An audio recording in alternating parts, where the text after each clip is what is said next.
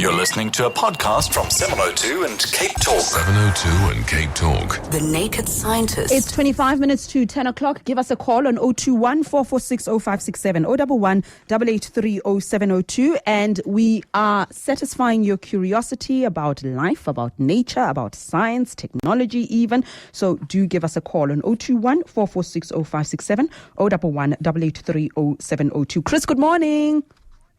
Morning, Riddy. Good morning. I believe that you are experiencing heavy storms in the UK this morning.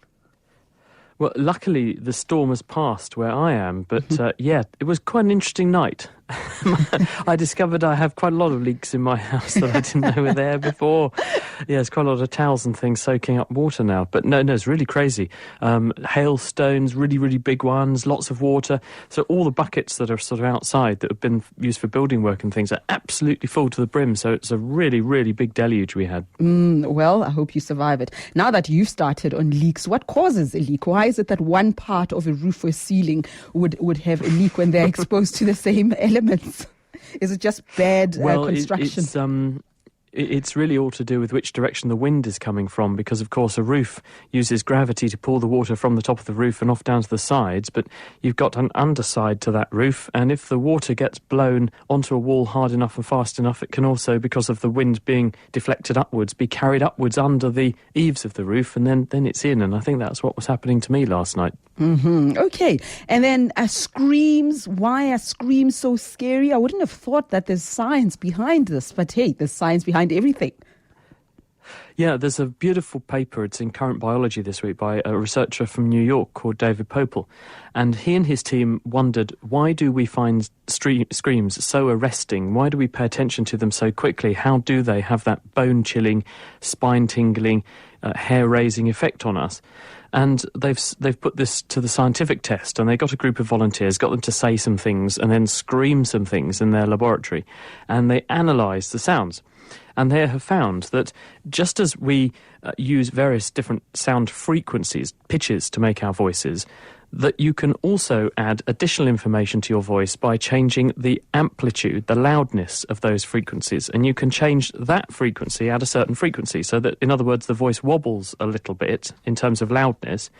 If you analyse the sound of normal speech, those wobbles always occur less than 5 to 10 times per second, not more than 20 times a second. If you analyse a scream, you find the loudness wobbles around between 30 and 150 times per second. And when you play sounds to people that dominate in that particular regime, they will say the sounds are harsh or unpleasant. So it's interesting that you find this change in screams. What the researchers then did was to say, well, OK, let's have a look at alarms like burglar alarms and fire alarms, artificially made things that are designed to get our attention. Yes. And oh, hey presto, we've accidentally stumbled upon exactly the same trick when we're designing artificial alarms. They also make the amplitude wobble with this frequency of between 30 and 150 hertz. They then went a step further and started testing screams on people that had this wobble filtered out from them. And people didn't find them as scary as when the wobbling was there. And then they did brain scans on people to show that when you are subjected to this particular range of modulated frequencies, your amygdala, which is the part of your brain that encodes fear, this becomes very, very active, but only when those frequencies are there. And people, when they did other tests, were able to localise the source of a scream when these sounds and these sound frequencies were present much more quickly than any other sounds. So it looks like we have evolved, and our brain has evolved, to have this special, almost like unique set of important fingerprint frequencies that correspond to a scream or to danger. And our brains are very tuned into those sounds and the way those sounds change, so that when we hear one of them, we A, pay attention to it, B, it gets our attention quickly, and we're very good at localising where it's coming from, so we can work out what to do about it. Wow, fascinating. Ronnie in Grotto Bay, good morning. Hi. I just want to know, why does the placebo effect actually work? What causes it to work? Hello, Ronnie. Well, of course, we are living in a world constructed entirely by our brains, because the world we inhabit is one that our brain shows to us, but it's just our brain's decomposition and then reconstruction for us of the world around us. And the brain also constructs its model of our world internally. And there are parts of the brain that are concerned with pleasure, there are parts of the brain concerned with pain, and there are parts of the brain concerned with planning what you think is going to happen. And in order to make you feel motivated and compelled to want to do things and to reward yourself when you do something that's good so you do it more often, you have all these circuits which are there to give you pleasure or to make you feel good. And the placebo effect really is hijacking part of that system. And it all revolves around the brain's internal system, which works the same way in your body as morphine does when you administer morphine or heroin and drugs like that. A study done in the Journal of Neuroscience a number of years ago now, they had a bunch of people who volunteered for this, interestingly. They put into the cheek muscle of these people a small needle and injected at a slow rate a salty solution. When you inject potassium in this way, it's very, very painful. And they adjusted this administration of potassium so that as people got used to the pain, it increased the rate of infusion, so the pain stayed nearly constant, according to the volunteers. They were watching what was going on in the brains of these people all the time this was going on. And they say to them, right, now we're going to give you a very powerful drug which is extremely good at taking away pain. Mm-hmm. It was in fact water. But the people didn't know that, and they injected it, and as soon as they injected this water into the people, the activity in the brain regions where the body's natural morphine-like chemicals went through the roof. And at the same time, all of the subjects said that they could tolerate the rate of infusion of this painful potassium injection going up much, much higher than they could before. In other words, they'd not received any pain relief whatsoever, but they were expecting to receive some pain relief. This engaged their brain's natural pain-killing chemicals, and that in turn led to them tolerating a lot more pain because they couldn't feel it. They were expecting it to work, so they did. And therefore we think of the placebo effect as a similar representation. When you expect something to happen or you expect to get a benefit from something, it puts your brain into a much better feel-good state, and so you're actually more likely to make that happen anyway. Thank you very much, Ronnie. Thank you. Voter in Brooklyn, good morning. And I think we've had this question before, but hey, why not, since this is such a common experience for all of us. Voter, good morning. Good morning. Morning, Chris. I'd just like to know, why do we get goosebumps on our skin? And then if you have an itch and you scratch it, why does the scratching relieve the itch?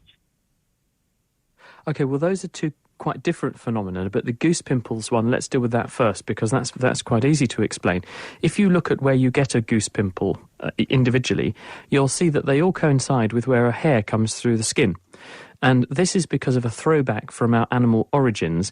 When animals are frightened or cold, and usually hairy animals, they will make their hair stand on end. And they do that to do two things. One, when they're cold, if you stand your hair on end, then you create a thermal barrier in the form of an insulating layer of air trapped inside your fur, which keeps you warmer. If you are an animal that's hairy and you're threatened, if you make your hair stand on end, you look much bigger. And if you look much bigger, a potential predator may think twice about going for you because you're perceived to be more of a threat than when you're smaller.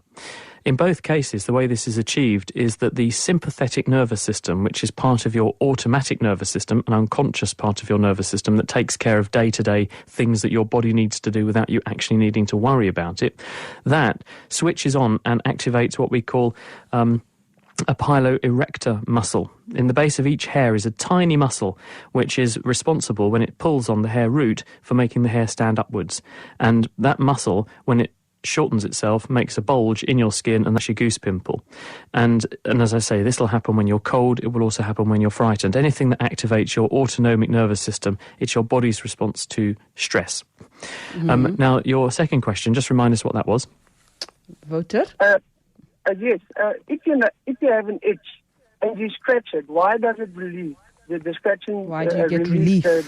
Yes. Yeah, in the skin, there are a population of itch-specific nerves. They look just like the other nerves that supply your skin. They're tiny, they're amongst the smallest nerves in the body, but they communicate using a very specific nerve transmitter chemical with the spinal cord, and they tell the spinal cord that I am a nerve which comes from patch X of the body, and when I'm turned on, I am signalling that there is something itchy going on. At the same time, there are nerve cells coming into the spinal cord which convey pain sensation, and they converge on the same place. When they're switched on, that part of your spinal cord is saying, right, this part of my body is experiencing pain. When you turn on the pain nerve cells, they turn off the signal from the itch nerve cells. So when you scratch yourself, you're causing a small, low-grade amount of pain in the itchy part of your body. And in this way, you are inhibiting the flow of information in the itch nerve, so your body stops noticing the itch, notices the pain, and then when you stop scratching yourself, the pain goes away, and the itch stays away because there's a period of inhibition of those nerve cells afterwards.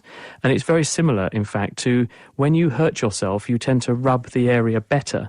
And when you rub the area better, you're stimulating what we call low-threshold mechanoreceptive afferents, which in plain English means nerve cells that respond to light stroking of the skin, and they, in turn, turn off the pain nerve cells. So that's why when you bash yourself, you rub it better.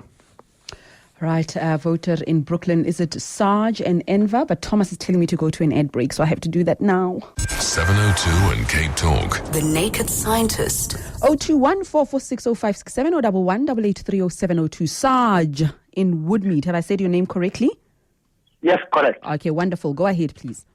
I'd like to ask a question about bad breath. How can I sort this problem out? As far as bad breath is concerned, it's quite embarrassing.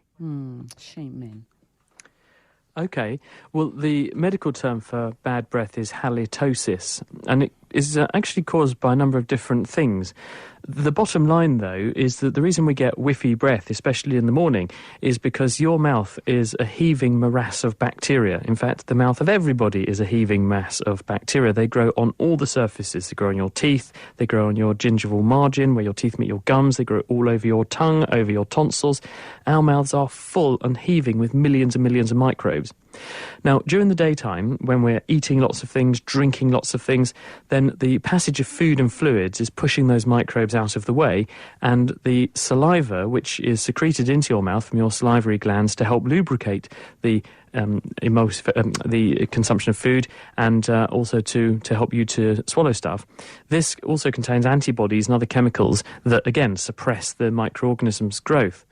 When we go to bed at night, though, the secretions dry up. You know that when you wake up in the morning, your mouth does feel quite dry, and also your eyes tend to be quite dry as well, and the lacrimal gland works quite similarly to the salivary glands. So you're not supplying this water to wash away the bugs, you're not supplying the antibodies and other things to suppress their growth.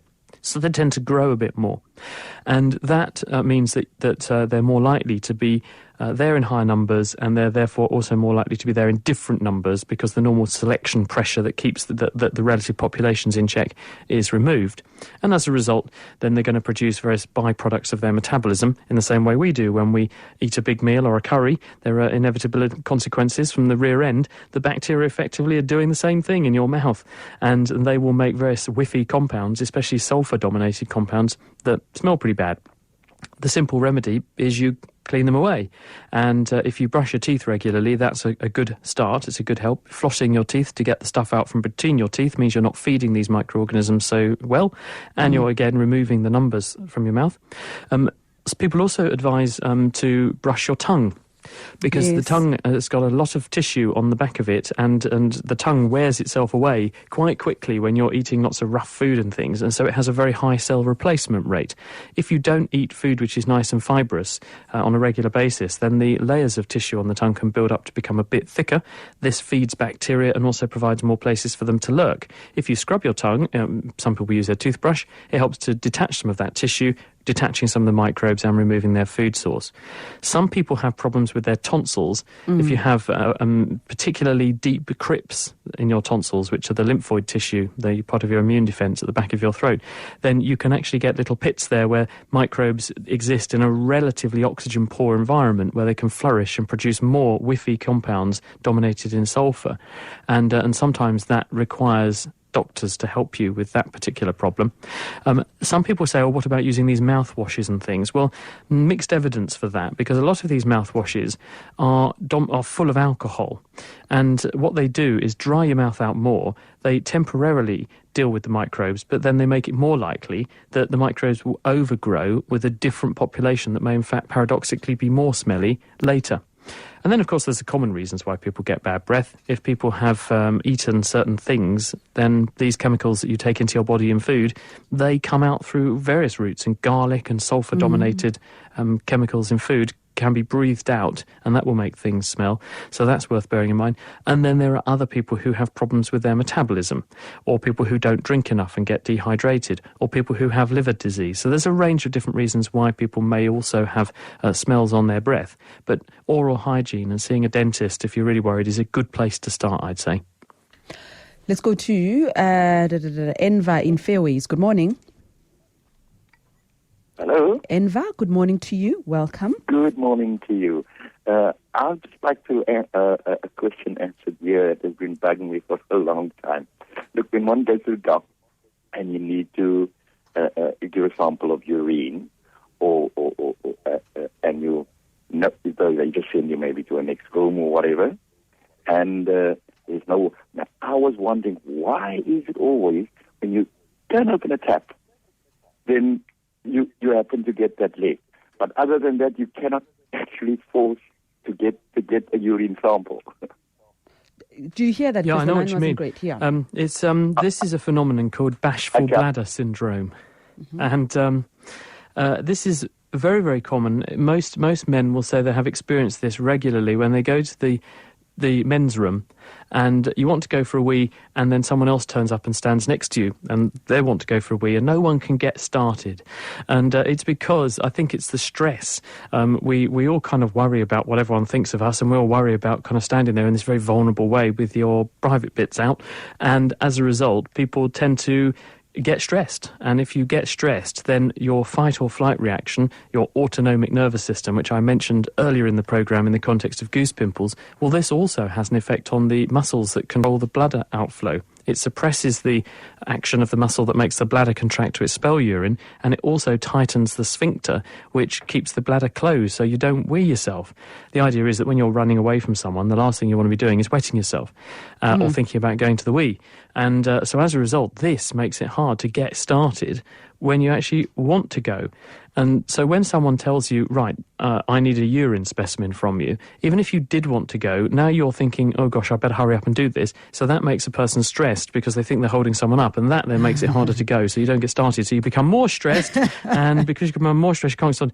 And it's a sort of self-fulfilling prophecy. And I think that's probably what's being referred to here. I know I have had this, certainly in the men's room, bashful bladder syndrome, an important phenomenon for everyone to know about. Thank you so much, Enva, for that question. I have an SMS here.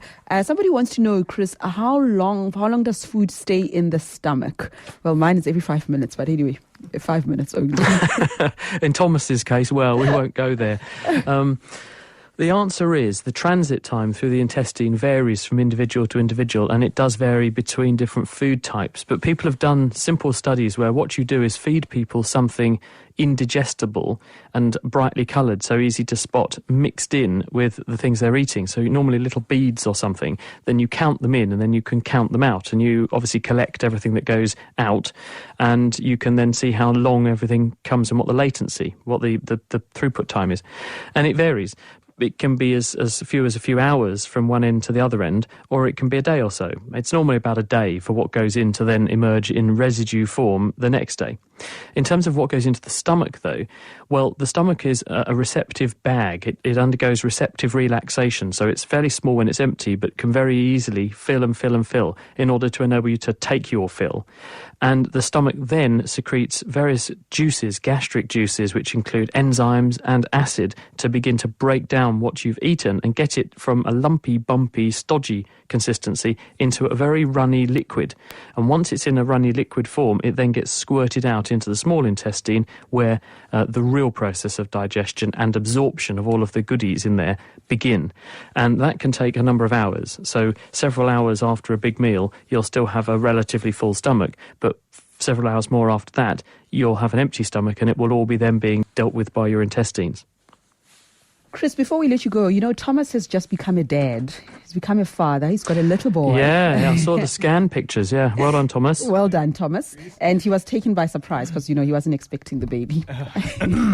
And 2 days ago, we had a show, Chris, where we're doing tips for Thomas. I know I'm ambushing you. I wonder if there's just one thing as a dad yourself that you'd like to share with Thomas. Any advice or tip? Well, what did I do? I mean, I think I moved out into the spare room, Thomas. And this has two bonuses, right? One, it means that you don't have any more. And two, no, I'm only kidding. I did move into the spare room for a little while because it was very hard. It was very hard trying to do my medical job and get no sleep. And luckily, my wife had some maternity leave, so she said, "You go in the spare room for a while, and I'll deal with the worst bit at the beginning." And then it all got right after that. And we do have 2 kids now, so I did move back into the other. Yeah, I did. Yeah, that's a nice advice. So, Thomas, you give your wife some space. Exactly. I'm doing that. You're doing that, hey? Right. Yeah, that was the diplomatic way of putting it. Look, I'm going to give you some space, love. So that you think about what you did. Yeah. Have a lovely weekend, Chris. We'll chat next week. Cheers then. See you soon. Bye-bye. Bye.